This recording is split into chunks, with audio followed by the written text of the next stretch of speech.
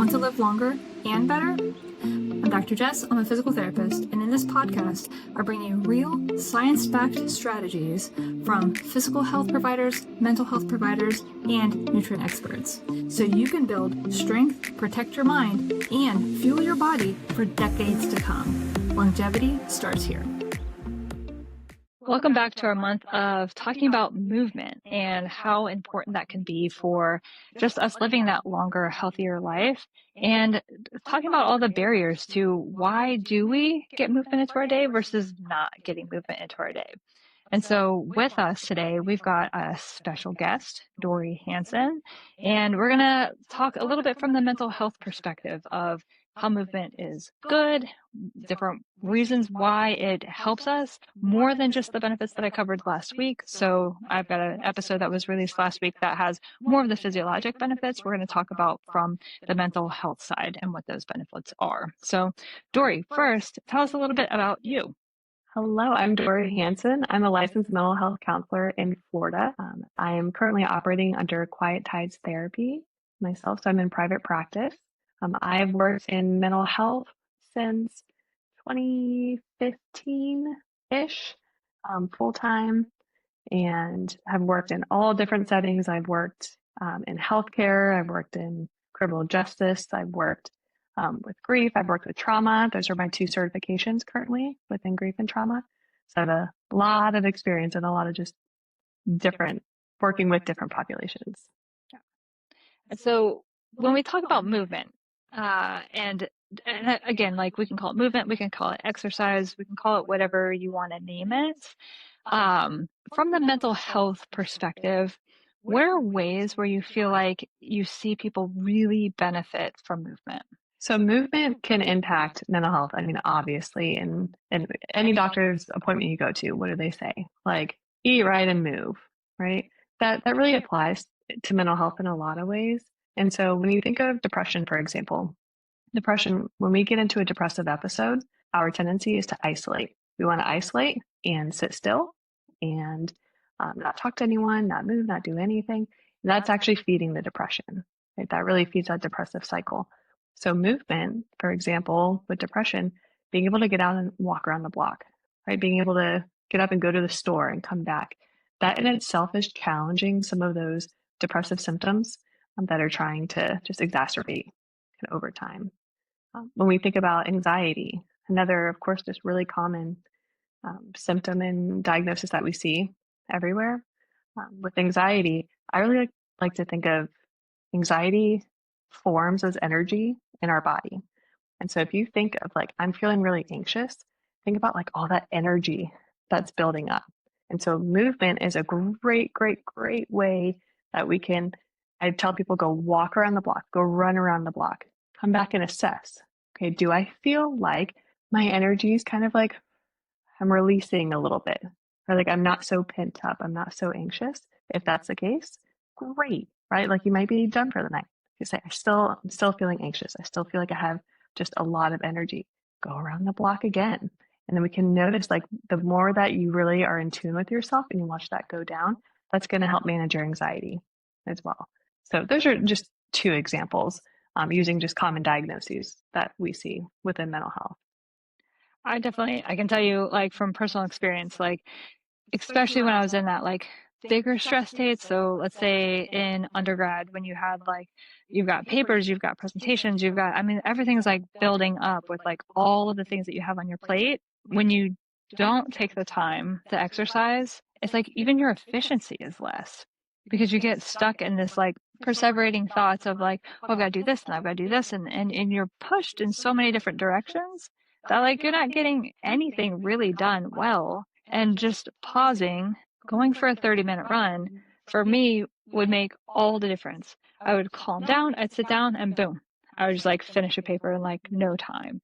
Or like, just any period of time where it's like, I've been like, I'm just not myself. I'm not doing my normal efficiency with whatever. That's when for me, I noticed that it's like, okay, like I need to move. And for me, it's like magic. Like, how did that work so well? And I didn't realize in undergrad what I was doing. I just knew that if I did this, I felt better, but I didn't have as much intention behind it. And then the more you understand, then you're like, oh, that makes a lot more sense, which then for me at least, because I can understand it, now I consider it to be valid. And this is useful and valid because I understand it. Instead of just like anecdotally it working. Yeah, absolutely. And when you also think, I mean, kind of bringing the physical therapy and the physical aspect too, when you're working from home, so we see this in mental health a lot right now. Working from home has so many benefits, right? Like you have a better work life balance oftentimes. You can do more. You can start the laundry in the middle of a meeting, and right there's a lot of benefits. But there's also a lot of pressure we've noticed from working from home that like, I need to be connected to my computer. And I need people to know that I'm on. And that leads to kind of the stiffness. So stiffness and staring at the screen for 8, 9, 10 hours a day.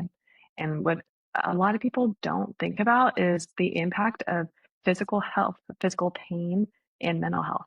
So I see a lot of people with just chronic pain, which of course I'm sure you do as well. That's your job. Yeah. But that chronic pain then impacts our mental health.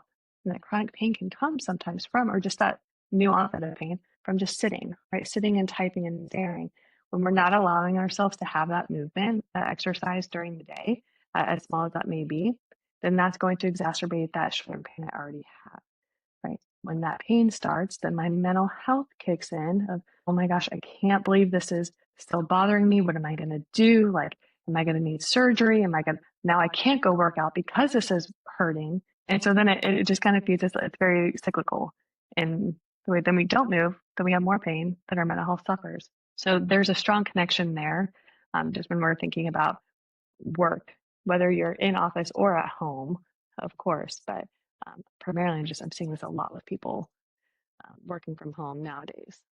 Yeah. And one of the things that I've been kind of pumped to see like enter the marketplace is those like those treadmill things that are right there at your desk, like the walking pads. It's like so cool. So for me, I'm biomechanical. So I'm always thinking like, what kind of stress are we putting on our joints and our ligaments and our tendons and our muscles that are leading to why we have especially chronic pain, which is just pain that's persisted for multiple months. So when you're standing, your hip is in a neutral position. When you're sitting, your hip is in a 90-degree bend.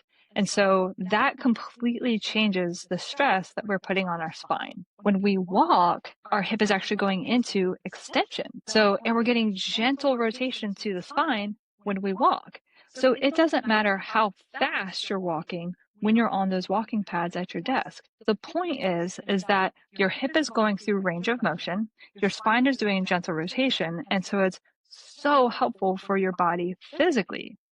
And now that you're getting that movement and you're getting a little bit of that increased heart rate, it's like everything starts calming down. So like to be able to like take a call on a walking pad where you're not out of breath.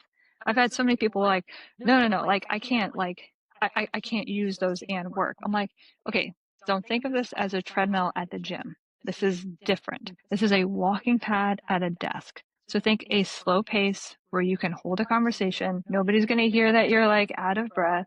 And it's like, oh, just that fast? Yes, this isn't a workout treadmill. I mean, you can walk quickly on it, but like if you need to type or you know, use a mouse to put something in, like you shouldn't be walking so fast that you can't, control it. But I've had this make really, really big impacts on my patients. And the day goes by so much faster. The pain level is way less than when we sit all day. And again, with chronic pain, the minute that it starts getting worse and worse and worse, and you feel like, oh no, now I'm going to be stuck. And later I'm not going to be able to do what I want to do. And all of those perseverating thoughts that start happening, it's like, are you going to be motivated to go to the gym at the end of the day if you've been in pain all day at work? No way. Like, I wouldn't be motivated to go to the gym if like my back was hurting from sitting all day. Like, I can go fly a kite. Like, I'm going to go home and lay in bed, put a heating pad on. But what did that do? That cycle of stillness during the day to go home and be still, it just, again, it kept you in that vicious cycle. And I like to think about, I'll bring this to a very, what I think can be very relatable for a lot of people. Those walking pads and like the movement kind of throughout the day as well, but walking pads specifically. So think of when you're on a meeting, and we've probably all had those coworkers in the past that just, they either are the ones that it's 7:59 and they ask that last question, right? That's going to like push the meeting over, or maybe for whatever reason they trigger us, they frustrate us in some sort of way. So when we think about that, like in our mental health, we get hyper focused. So if we are just sitting still, we're stagnant. All I'm doing is focusing on this person, on my frustration. I'm allowing myself to get more anxious. I'm allowing myself to get more frustrated, more irritable. That's feeding just kind of a negative cycle, a thought process that can happen. When we incorporate walking, or even like we talk about like fidget spinners and stuff, but specifically here, walking, that is now taking my brain from, I cannot just hyper focus on this one thing, on this one frustration, this one annoyance. Now it's forcing me to like, for one, once again, decrease that energy. So once I get irritable and anxious, my energy starts like going up. I start building up. So it's already helping me to kind of get to a baseline of emotional regulation. So we get back to our baseline. Then I'm not going to be so hyper focused on every irritable thought that I'm having, or frustrated thought that I'm having towards that person, towards work, towards whoever at that time, because that walking is distracting my brain. It's kind of bringing it to a different area. So I'm not having to just like hyper focus on this one area. I get that 100%. Like I do the same thing where I'll hyper focus on something and I try and catch myself as best I can. Like, why am I so irritated right now? Trying to find some solution to redirect that energy. But like I think also one of the things I wanted to ask you, just because of your experience, is when we move and we are getting that chemical release, those hormones that are released, how does that kind of affect us as well? Mhm. I mean, dopamine is huge, right? Like So good. a dopamine, it's so It's just good. I love me some dopamine. We want that dopamine hit, right? And that's when we're not moving, we don't get that release, right? And we really need that dopamine release, that dopamine hit to fuel our day, to make the next thing doable. Whether that next thing is something as small as like I need to go change the laundry, right? Depending on the day, our small tasks are big wins, and like really being able to reframe in that way. And so that release, right? So if I can go and I've one person I work with, and he just did 10 push-ups on his knees, right? In between really frustrating meetings, really like difficult meetings. That is then a dopamine release. So then it allows him for the next day, right? The next day that they can, or the next task, the next meeting, the next thing that needs to be done, right? It feels more manageable. I like that. I like the 10 push-ups because you can pretty much do that anywhere. You could do it against a desk, you could do it against a wall, like anywhere. So that's awesome. That's an easy to implement one.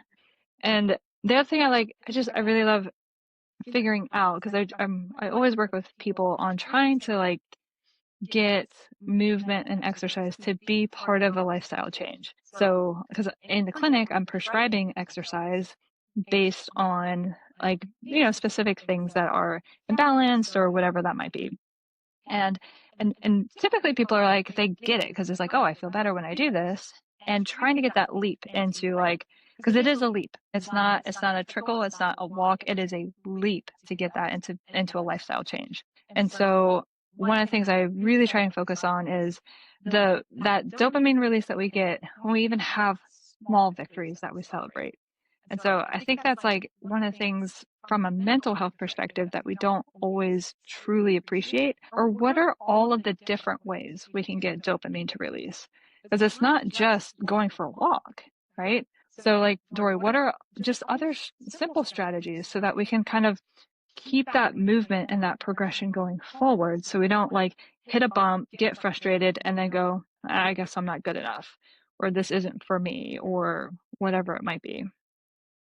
We really have to lean into, for one, acceptance. So acceptance is a huge technique, and kind of really like we'll just call it a technique, but that I use in my therapy session. And that acceptance is setting attainable goals and accepting that that's where I am today. So my attainable goal might be walking around the block. And that's attainable to me personally. Okay? And then accepting, we call it radical acceptance. It's a DBT technique. I'm just going to radically accept that like I was or was not able to do it that day. Right. And so it's decreasing that pressure that we put on ourselves. So setting a plan for it. So trying to really work on like what feels attainable, what doesn't feel like something I'm going to make excuses for to not do. What is attainable in my life and in my day? And then accepting when we're there that like I can do this today or I cannot. Right. And what that's doing is allowing people to really be in control of their own lives because it's easy, just like you're saying, it's really easy for someone else to say, hey, if you go walk a mile a day, like you're going to feel better and all your problems are going to be solved. That's easy for someone else to say. That's going to be really hard for me to implement. Right. Really hard. It's just not, might not be attainable for me. So set attainable kind of goals and expectations, and then move into that acceptance about where you are that day. Because I might be able to walk around the block one day, but then the next day, my baby woke me up at 2, 4, and 5, and I'm not going to do it. I'm just not going to do it. And I'm accepting that that's where I am in that day. It doesn't lead to us trying to make excuses, right? Like to say, okay, therefore I'm not going to do it the next few days. It's now let me get right back to the attainable goal I set and try again tomorrow. So really just being nice to yourself and just giving yourself a little bit more grace. Because especially with exercise and movement, the message that's sent out is you need to go hard, you need to go extreme, you need to be these like elite athletes if you want any change to happen. And that's just not realistic or fair for a lot of people. For the vast Yeah. majority of people, Yeah. I mean, it's really not. Even like some of the stuff that like, I'll post like things about like, here's some running tips or, things like that. And all the people like just try and shred me in the comments of like, you're not going to be our race with that kind of, mindset. I'm like, a mindset of meeting yourself where you are. I never said this was going to help you PR a race, right? Like, interesting. Like it doesn't have to be that you're winning everything, right? Like, what if you're doing something just because it's helpful or good for you and you're not the fastest? What about that? But what if you're doing it in a sustainable way, in a safe way? Mm-hmm. It's just a concept that like we're working on Mm-hmm. and getting that message out there. Yeah. But it is like, I mean, people get very heated about like you either go big or go home or like I was even on a run, like it was middle of summer and my running partner, it was like it was hot. It was a hot day and my running partner was just like on the struggle bus and I was like, hey, we're fine. We're going to slow down. We're just going to run a little slower than normal. We'll take breaks when we need to. We're going to find sprinklers to dunk our heads in. Like we're not out here to impress anybody, right? And then there was this like group of young guys that were standing there, were just coming in from finishing a run. And this one guy like yells over to us, "You're not going to win a race with that pace." And I was just like, hey bud, it's about the journey. But it was like the last thing my running partner needed to hear that day, And I was just like, wow, man, like that was interesting that you felt the need to say that. But yo, we're not trying to compete with you. You have your win. Feel good. Like walk around with your shirt off and think people care. I don't. Right? No, like most people don't. So it's just interesting. So, and it's something I'm trying to work on with myself, right? It's like when I run, if I'm not running at the right pace, am I good enough, right? Am I doing enough? Am I training enough? And eventually you end up learning, I'm out here. I'm out here. I'm doing my thing. I'm not the fastest person out here. Even if I'm the slowest person, I'm out here. Like, I literally don't care if everybody else passes me when I'm out on the run. I'm like enjoying it's beautiful. I'm outside. It's a Saturday morning. Like, go ahead. Like, I hope that makes you feel good. Like it's okay to just like be aware of where you are. It's hot. It's this. It's that. You didn't sleep well. Who knows? Um, and hey, I'm doing it. Yeah. That took me a long time to learn that. Yeah. That was a hard lesson to get to that Yeah. acceptance. It is. It is. And then finding tasks that are for you. It's like yours is running. I love it. If you catch me running, like something is wrong. Like something is seriously wrong. So like not okay for me. right? But I will go to the gym and I will ride my bike and I will go on walks. Yard work is a great one for a lot of people who find like walking like difficult for whatever reason. Maybe they don't live in an area that they necessarily feel comfortable walking long distances, and there's so many different factors. So gardening, right? The gardening, the squats up and down that you have to do. The other day, I didn't want to go to the gym, so I mowed the lawn, and I had to stop 3 different times to get my lawn done. But I felt for me, I love that feeling of being in the sun, being hot, being sweaty. Like even if that's just for me sitting outside, like I feel like I've done something with it. So Absolutely. mowing the lawn for me was that something that's it's helping me in a few different ways. It's a task that I know needs to get done. It's also giving me exercise. It's for me, it's very like gratifying, right? Just that instant gratification of like it's done. You see the progress. So that was really mental health wise, that was impacting me a lot and like in a few different ways, right? In really helpful ways with that movement, with that decreased energy, with I'm a big to-do lister. So checking off something on a to-do list, I mean, talk about like a dopamine release. Like for me, that's like huge. So everyone just has to find their own thing, right? Like whatever that thing is, whatever that movement is. And once again, it goes back to that being attainable. Because if it's something you enjoy and something you actually like, then you're more likely to do it. Right. And I think that's like like when you add something to your checklist and you check it off. I mean, I will add like my morning workout to my checklist just so I can check it off, Mm-hmm. right? Mm-hmm. Even if I'm like here doing work, like I get something done that wasn't on my checklist, I write it down on my table. I've got this like dry erase table, put it down just so I can check it off. Because like, I mean, obviously, like it's, I'm like, I feel better when I'm like, did I get much done today? Because I still have so much to do. But it's like, oh wait, I did. That was my check. That check is like, do, do, do, do, do. Like, yeah. Yeah. Um, even if I only got 2 things and I want to get 10 things done, right? So I made an unattainable goal to get 10 things done. And I showed myself grace that I got 2 checks. So they weren't checks that I really even had on that other list, but, and I got it done. So Yeah. yeah, but versus and. We'll Yeah. have an episode on it. Yeah. Yeah. We will. And that's the checklist can be for the movement, right? Like your app is a really great example of that. So you can go in and say, like, I want to do 2 exercises from Jess's app, right? And so that it's just something that I know is going to be good for me. It's building my strength. It's not just that's what I really appreciate about your app. It's not about let me build all of my show muscles for everybody to see. It's like, how do I actually like build my core and like build things so I do not hurt anymore? So that to-do list, bringing in the movement can like 2 different exercises from Jess's app. And like that can be 30 seconds, right? 30 seconds worth, and you do it however many times you want to do it. And so it's use that to-do list, right? If that's your thing, if it's not, that's fine. Don't need to do it. But you can use that.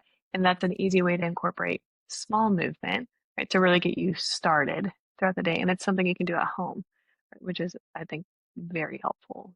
Yeah. And it might come down to like if you're maybe like a visual learner versus an auditory learner. So, because I'm super visual, that I think writing it down and checking it off like helps me. But if you're auditory, it might be what like you kind of tell somebody about it or, have that like way of like owning your win. Even if it feels so small, like owning it is like a big part of like realizing that I can do this. I can actually put movement into my day and I can get it done. And it doesn't matter that I didn't walk a mile.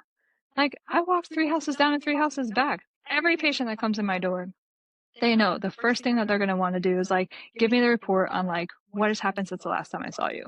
And it's so awesome to see this transformation that happens over time. Because in the beginning, we're just putting out fires, right? Fire, fire, fire, fire, fire. Then as we're kind of progressing into that, getting closer to discharge of like, okay, so now for cardio, what works for you? And they're like, oh, I'll try this. And they come in, they're like, I didn't do it once. Not, you can be mad at me. I'm like, I'm not mad at you. What did we learn from that? That I'm not good enough? I'm like, no, wrong answer. So, what did we learn about you don't like this kind of cardio? You avoided it the whole time. Oh, okay. What's another choice? does this count? I'm like, yeah, let's try that instead.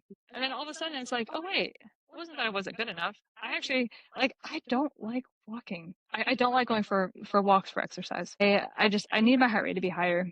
I get too bored. Like I just start thinking about like I don't get into the zone. Like when I run, I get into the zone. When I walk, even when I was pregnant, I was like, oh god, I can't. These walks are like murder. Now I know what my patients say when they're like, don't make me do that. I'm like, okay, don't do that. So it's like everybody really is different. I need it to be a little bit more. I think it just comes down to heart rate. I think it's like I just need that bigger push, and that's just me. That's also I'm more that anxious side. Like I get that energy buildup and I like to release it. So I think I need that higher heart rate exercise to do that. It's just is my tendency. And so it's cool kind of watching this like transformation because nobody's ever walked them through it and to help guide them on like, I'm okay.